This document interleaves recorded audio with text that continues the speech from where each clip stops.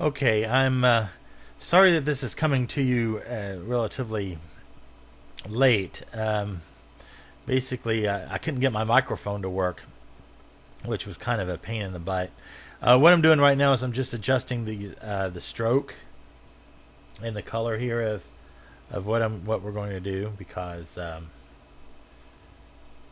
just getting started on. Now, where did my swatch go? Ah, here we are. I'm just getting started on exactly recreating this owl. Now, I've decided that these are pretty basic shapes, and since they're pretty basic, you may not want to trace them. You may want to just redefine them, and that way they'll actually be a little bit more accurate, and it may even be easier for you to do it this way. You're going to want to use something called the Pathfinder. That's going to be something that's going to be your best friend on this. And it's located right here. It says Pathfinder. You could also go to Window and scroll down to scroll down to Pathfinder and make sure that it's checked. Um, and when it's checked, then you've got the Pathfinder there. There are different modes. We won't go into those right away. That might be something that you might want to play with eventually. And now, when you are doing things in Illustrator, it's important to keep in mind that what you're doing is you're just stacking shapes on top of shapes, more or less. That's basically the way that Illustrator works. This owl looks really easy to do, really easy to recreate. Now, we're going to find out if it's as easy as I think it is. So, let's start out with this basic shape right here, which looks like it's a circle, but also is kind of like an egg shape, and that's not hard to do. Well, let's go ahead and pick the ellipse tool, which if you click and then hold, you've got your rectangle, your rounded rectangle, your ellipse, and what have you. We'll go ahead and click the ellipse tool, and I'm going to make an ellipse relatively around that size. The stroke looks about right. I'm going to do something about that color and just kind of make it a little bit less dark. I guess that would be called lighter, wouldn't it? Okay, so we've got our basic shape here. Now, yeah, it's probably a little bit fatter here and a little bit tapered at the top. So what I'm going to do is I'm going to use this arrow. The difference between these two arrows is this is your selection tool. It's going to select everything. This is your direct selection tool, and what that does is it only selects, if you drag here, it only select this one point. So you can actually move that point up and make it an egg shape. I hope that isn't too difficult, but what that does is you've got points that you can manipulate. You can kind of draw that in if you want to kind of make that an egg shape if you'd like. I'm going to undo that. It's just you can play around with some of these options. But we made our basic egg shape, and we may want to actually make that a little bit fatter at the bottom, so we're going to do that. And I'm going to make that a little bit rounder. Do not. I don't know that. I don't like that. Anyway, this is just basically how I would do it, and I'm just letting you know.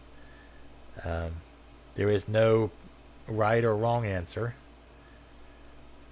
Okay, so let's just stick with that. That's our basic egg shape with our round, fat little bottom there, and we want to make our the ears or tufts or whatever those things are.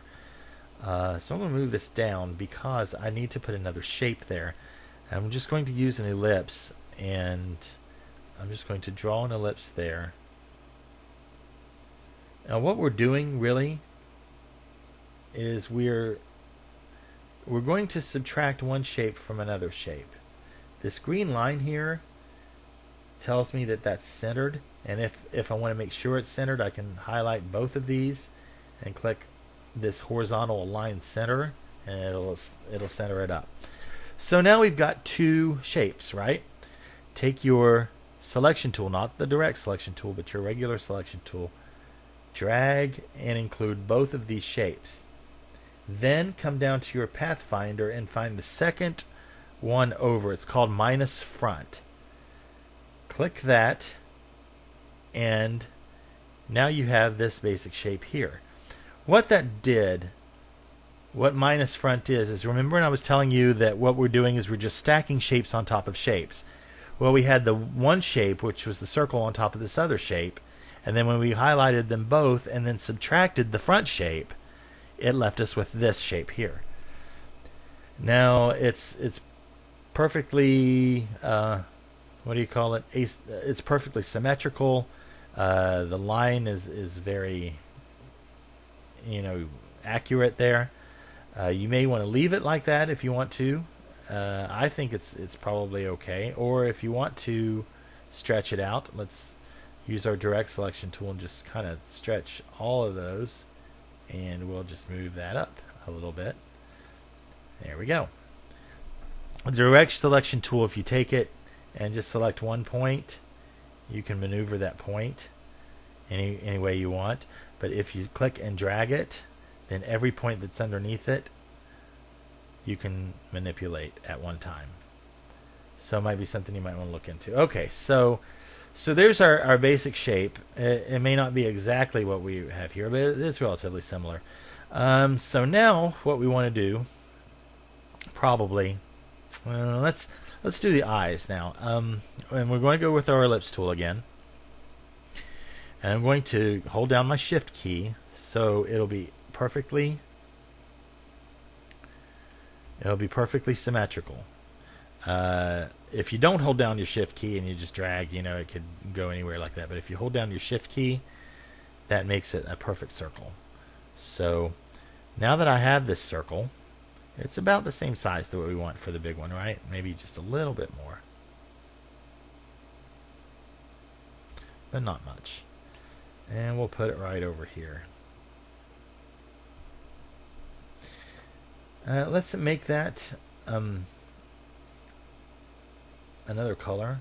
Like, can we make it yellow maybe?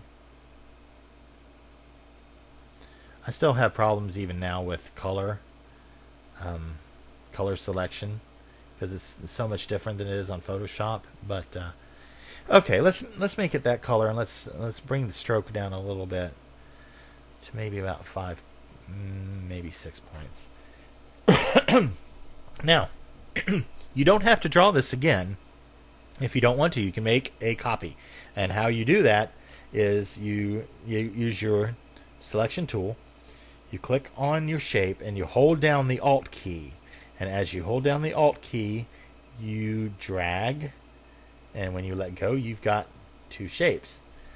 Let's do that again, because if you hold down your Alt key and drag and hold your Shift key at the same time, it will make sure that it's on the same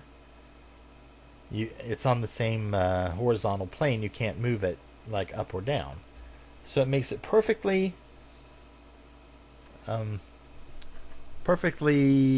level, I guess, perfectly in line. I'm going to move this range and bring to the front. So now these eyes look very similar to the eyes you have here. Now, I can do one of two things. I can make new circles, or I can just make copies of these and then, kind of shrink them. I'm going to go ahead and make new circles because I think that's probably easier for a beginner. Again, you're holding down your Shift key. You're bringing that over, and you're placing it right there. Let's make that white, or another color. Yeah, this will be fine. Okay, and again, click this, hold your Alt and your Shift key, and bring it right across, and then drop it. Okay, now let's do that one more time. Our ellipse tool, holding down your Shift key to make a perfect circle. Bring that over to where you want to place it. Drop it. I'm going to change the color on it just so we'll know that it's different. If we want to make a copy, we hold down Alt and Shift and bring it right over. And there you go. There's our eyes. Now, what do we still need? We still need the wings, the feet, and the beak. The beak should be pretty easy, and what we're going to do is we're going to just use a triangle for that. So let's go down to the polygon tool, and instead what you're going to do is you're going to click one time. You're just going to go to any place on your board here and click. And it'll ask you what your radius is and how many sides you want. Radius doesn't really matter right now, but we want to go to 3 sides to make it a triangle. And there's our triangle. We will spin that around, and here's a little tip: if you hold your Shift key down, you'll only turn this in 45-degree angles. So we're going to make a downward triangle. We're going to scoot that one side down a little bit. So it looks about right. About right there. Okay, so let's go and drop it right there. Now, remember when I said that you can have the direct selection tool and directly select a point? Well, you sure can. I'm going to zoom in by hitting Control and then plus. Control minus will zoom out. Holding down Control and plus will zoom in. I'll go right over here. And under the direct selection tool, there's also, no, I'm sorry. It's under the pen tool, which will be the third one down on the left if you're using the same setup that I'm using. Hold that down, and the second one is called Add Anchor Point. And we'll go to this, and we're just going to go to the center, and we're going to add an anchor point right there in the center. Now we're going to take our direct selection tool, we're going to select just the anchor point, and we're going to bring it straight up. We can hold our Shift key down, bring it straight up, and there's our beak. Now let's hold our Control minus so we can zoom out, and there we are. That's our beak. Let's go ahead and move that up by using our regular selection tool, and we'll move it up about to where it needs to be there. Okay, so now what we need is we need the feet and we need these wings here. So let's do the feet really quick because this should be very, very easy. Let's use our ellipse tool, and this time we're not going to hold Shift because we're making it elongated. And we can make it round like that if we want to, or this doesn't look like a circle really as much as it looks like a rounded rectangle. So instead of doing that, we'll just move this over here. Let's go for a rounded rectangle. You can click once and increase the corner radius, just like we did with the other tool. And I don't know. I don't know whether that's what we want, but do we want that or do we want that? Or do we want one with the corner radius a little larger? Well, let's try that. Rounded rectangle, click once, and let's increase the corner radius to 30. Okay, now that looks a little bit more round. So we'll kind of bring that in. And that looks all right. That doesn't look bad. Let's go ahead and bring it down to where we want it. And we'll place it right there where we want.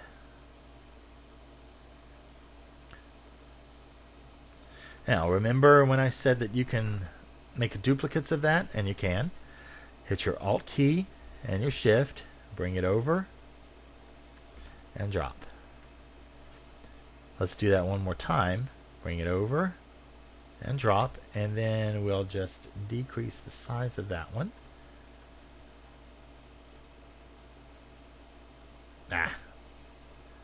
Sorry about that. Just move back to layer, and I'm going to actually even take my arrow key, my down arrow, and just kind of nudge that down.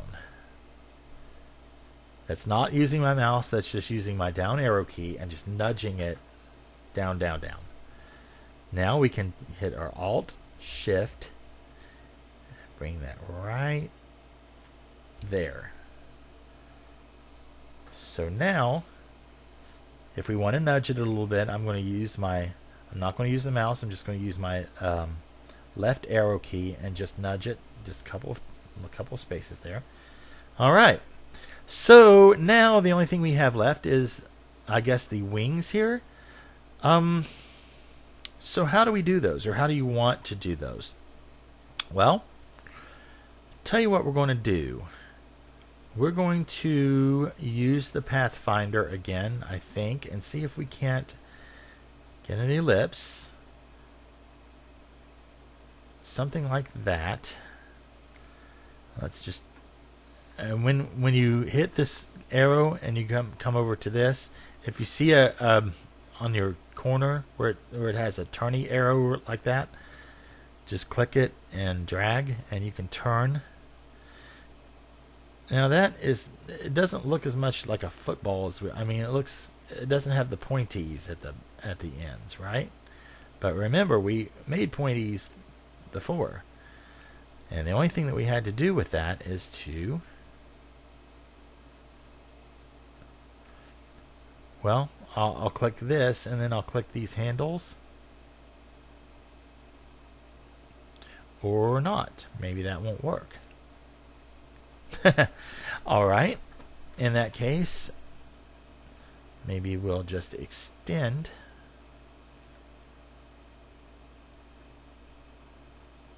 And that's still not quite where I want it to be. So I'm going to try a new approach. I'm going to delete that. Instead, I'm going to make a circle.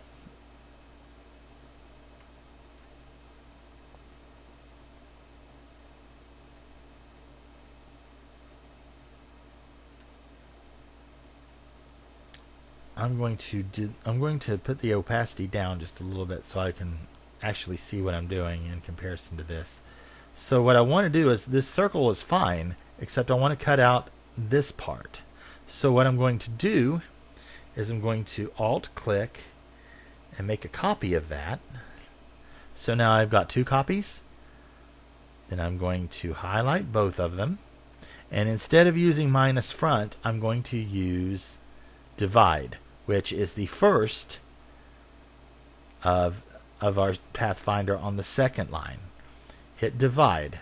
Now, in order to do anything with that, once we've divided that, what we want to do is we want to go to Object and Ungroup, because all of this is still in a group, so we want to ungroup all of that.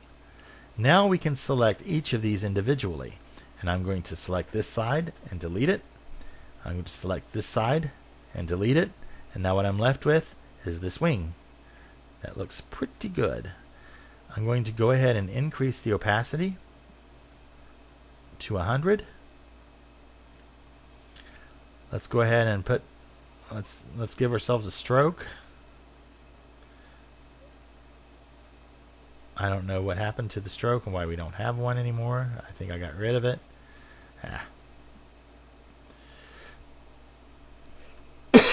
Excuse me. And we will just move this over here. And just like that. We have two copies of that, and I don't know how that happened. But what you want to do, of course, is probably line it up just like that. And if you want to increase the stroke a little bit to match the rest, you can do that. Now, if you want to make a copy of this like we did before, Alt-Shift, drag it over. Now, as you can see, unfortunately, they're both kind of angled in the same direction. That's really easy to fix. All you have to do, make sure this is selected. Go to go to Object, Transform, Reflect. What this does is it flips things. It can flip it horizontally, it can flip it vertically, it can also flip it at an angle. We're going to flip it vertically. It doesn't need to be a copy of it. We just need to flip it. We hit OK, and it didn't do anything for some weird reason.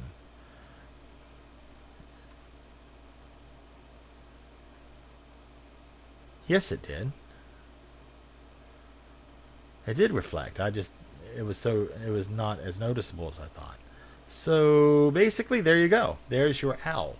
It looks relatively similar to the one you've got here. It's quite accurate, and I know that it seemed like I was going through a huge process with that, but once you get down the fact that you're doing shapes, it's really, really easy to do.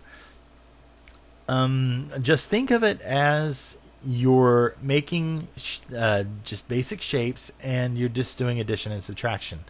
I saw the street sign that you did, where you did the like the street where you had and that was green, I suppose. And it looked really good. I was really very impressed with it. But then you had this circle on top, and I think you traced that, which is fine. You can do that if you want to. But an easier way to do that is to bring that down to where it intersects, right? You can align it by clicking and dragging over both shapes. Horizontal align, make sure it's properly aligned.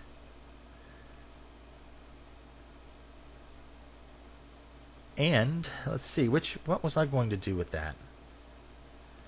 I was just going to take this, and what you can do is you can bring this to the front, arrange, bring to the front, and you can hit like minus front, like we did that one time.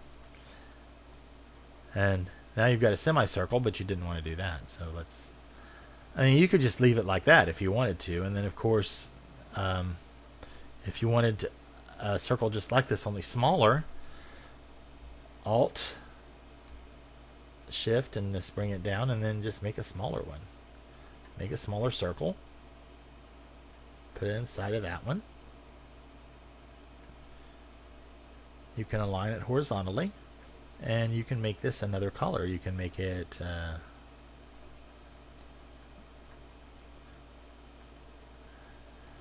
there you go. And of course that doesn't look like it's quite right, but so you can just kind of play with the points a little bit if you want to. But like you can, just do whatever you want to there. But if you wanted to make a complete semicircle, this is really easy to do. You've got a circle here. Get a rectangle. Make a rectangle, doesn't matter, how big it is or whatever. Drag both, hit minus front. Now you've got your semicircle. You could take that semicircle and put it right down there on top if you want to. And there you go. And you can nudge it. There you are. You can make it as big or as small as you want. So basically what you're taking away from this is your biggest tools are going to be your shape tools, which are right here. Your selection tools. This selects everything. This selects points. And your pathfinder if you're going to cut shapes.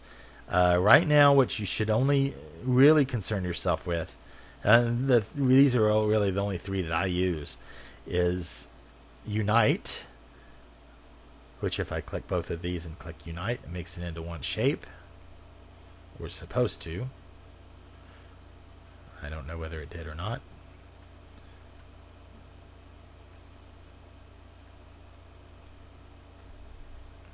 I guess it did, because it said it was uniting.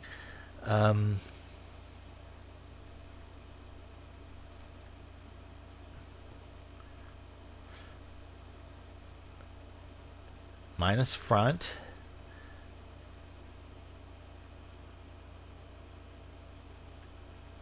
Which will take the front and it'll minus everything. Or divide, which if you divide it, if you click everything and then hit divide, now you've got a bunch of different shapes, and they're all different. Now make sure when you divide things that you go to Object and ungroup them first, and then you can click any one of these shapes and you can delete any one of them because it's divided. Anyway, I hope that helps. I know that I probably covered quite a bit, but I think this is going to you're really going to like this. Once you get into the point to where you're working with shapes and you're comfortable with working with shapes, this is going to come very, very easily to you. Anyway, I hope all this recorded. We'll see. All right, so there's your tutorial. Hope it works. Good luck.